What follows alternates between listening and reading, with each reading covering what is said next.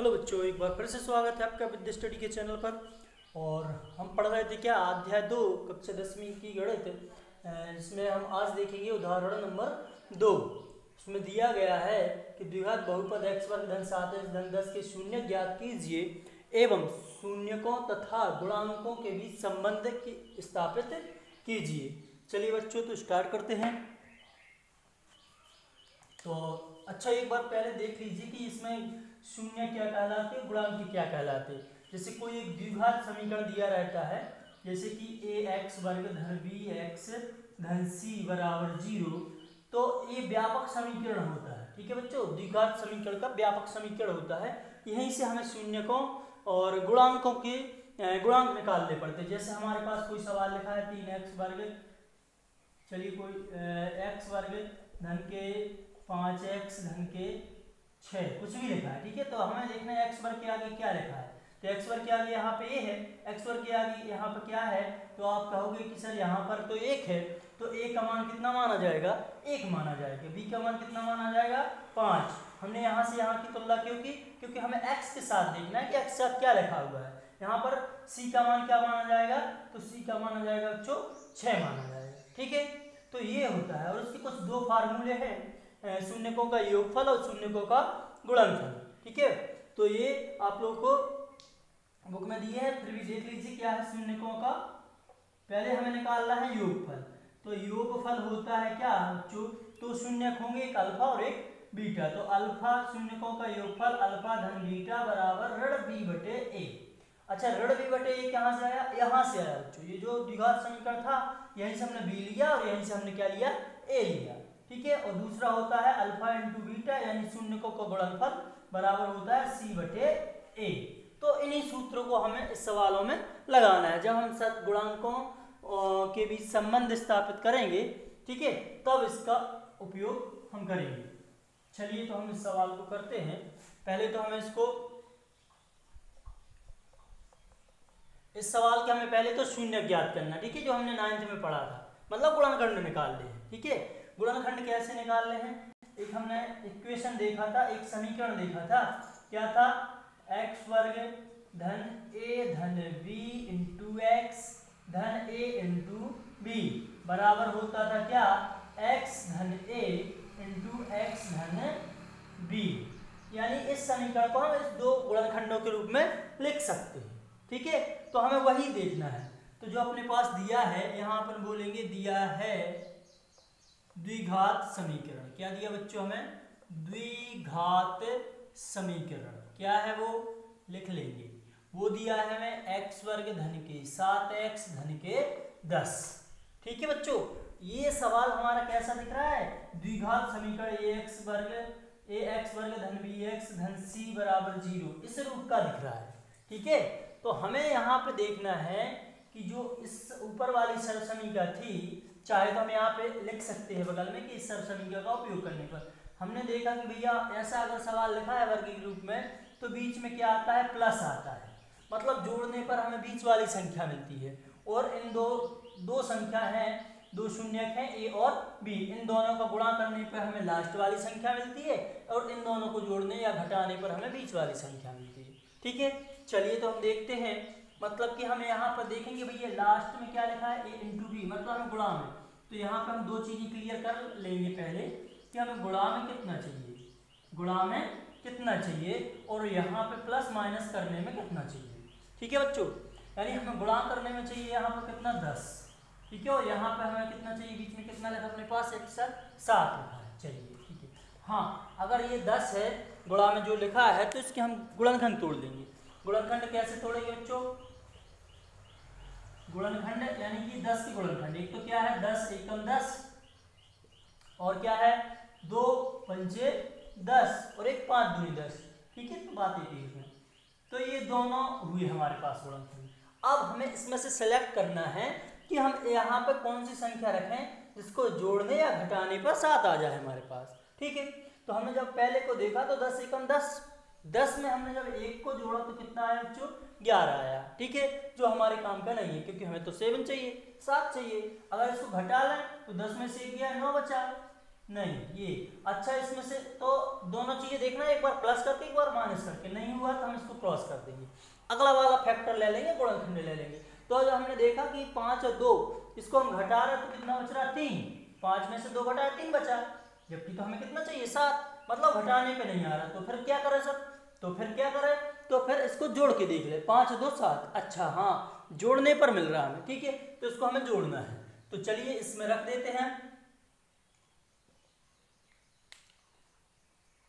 तो यहाँ पे x वर्ग धन a धन b, यानी मान के चलिए a का मान हमारे पास क्या है 2 है, धन b का मान कितना है 5, और बाहर क्या लिख दिया हमने x, धन 10 को क्या लिखा a का मान 2, b का मान 5, मतलब कि 2 × 5।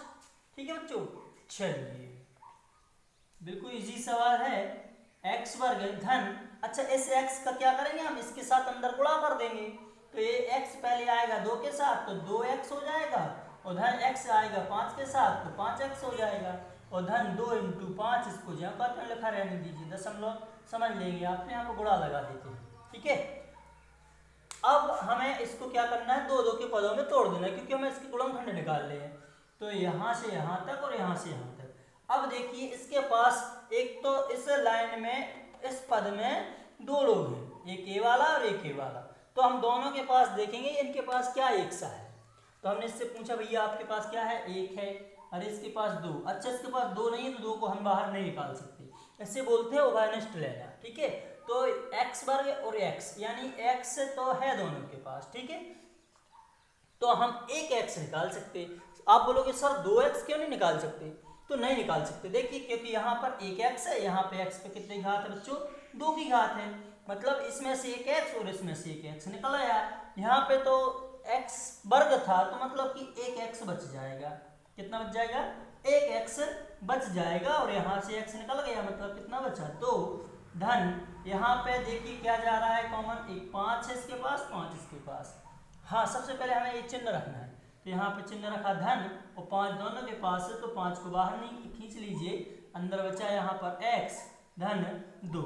ठीक है बच्चों, तो अपने पास इस समीकरण के हिसाब से, अच्छा पहले तो जो, हाँ एक बात ध्यान रखिए कि दोनों कोष्टक 1 से आने चाहिए जी, अगर 1 से नहीं आते हैं तो मतलब सवाल आपका कहीं ना कहीं आपने मिस्टेक कर दी और आपका सवाल गलत है।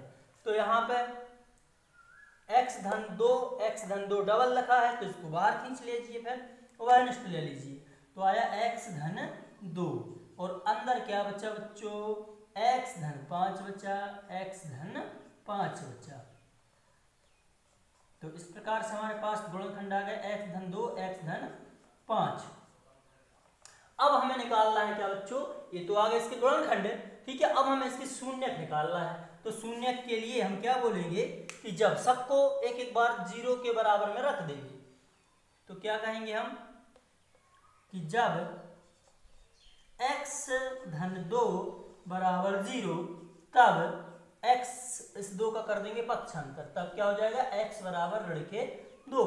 दूसरी बार जब x धन 5 बराबर 0, तब x बराबर ऋण के 5। ठीक है बच्चों, तो हमारे पास 2 शून्यक आ गए, तो एक आ गया अपना, मान के चलिए पहला आ गया अल्फा शून्यक,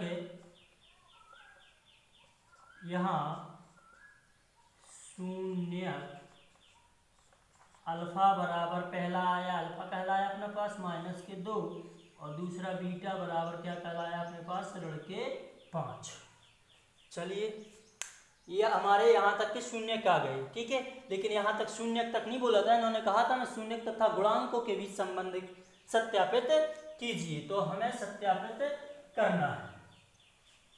चलिए तो हम पहले क्या कर लेते हैं, इस समीकरण 1 की व्यापक समीकरण से तुलना कर लेते हैं बच्चों। क्या कर लेते हैं, यहाँ पे लिख देंगे समीकरण 1 की द्विघात समीकरण ax वर्ग धन bx धन c बराबर 0 से तुलना करने पर। तो चलिए कर दीजिए तुलना समीकरण 1 की, तो x वर्ग के आगे क्या लिखा a, ए बराबर, यहाँ देखिए x वर्ग क्या क्या लिखा, कुछ नहीं लिखा, मतलब क्या है a का मान 1 है।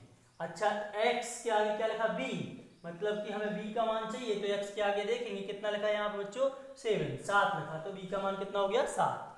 और इसी प्रकार c के स्थान पे यहाँ कितना लिखा है 10 लिखा है। ठीक है, तो ये मान आ गया।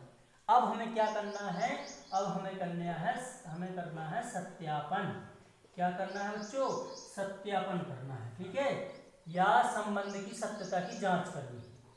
ठीक है, तो हम यहाँ पर सत्यापन डाल देंगे और अपने पास जो सूत्र था पहला क्या था, शून्यकों का योगफल, शून्यकों का योगफल अल्फा धन बीटा बराबर ऋण बी बटे ए। ये फार्मूला होता है, सूत्र होता है, आपको याद रखना पड़ेगा क्योंकि ये 1 नंबर में भी पूछ लेते हैं विकल्प में। ठीक है, कभी शून्यकों का योगफल पूछ लेते, कभी गुणनफल पूछ लेते हैं, तो चलिए इसको याद रखना। हाँ, अल्फा का मान क्या था बच्चों अपने पास, -2 रख दीजिए, ऋण के 2 धन, बीटा का मान ऋण के 5 बराबर ए बराबर, ये सूत्र का ऋण है तो ऋण लगा दीजिए, बी का मान कितना है 7 तो 7 रख दीजिए, और ए बटे में ए था तो ए का मान कितना है 1।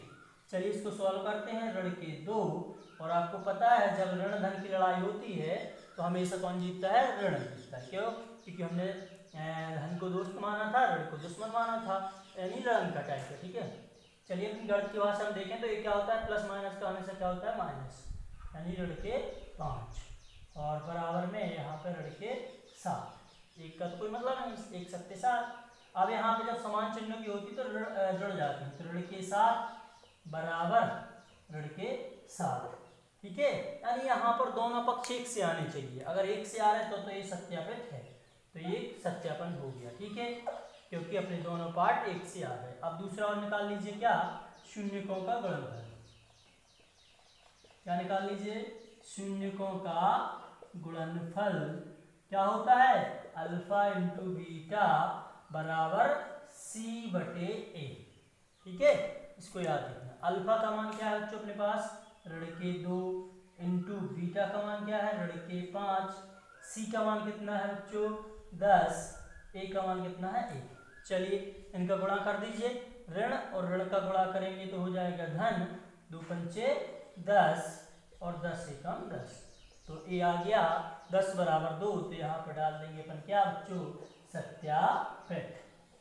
यही हमें सत्यापन करना था, तो ये अपना सवाल हो गया उदाहरण नंबर 2। ठीक है, इसी प्रकार अपन 2.2 के सवाल करेंगे, वो भी बिल्कुल सेम इसी मेथड पर है, तो आप देख लीजिए। ठीक है, और कमेंट्स करके ज़रूर बताइएगा। ठीक है, और एक बात और, आप ये वीडियो थोड़ा सा शेयर कर दीजिए अपने दोस्तों के साथ और स्कूल वाले ग्रुप में, ताकि सभी बच्चे इसका फ़ायदा उठा सकें। चलिए मिलते हैं अगले वीडियो में, तब तक के लिए जय हिंद जय भारत।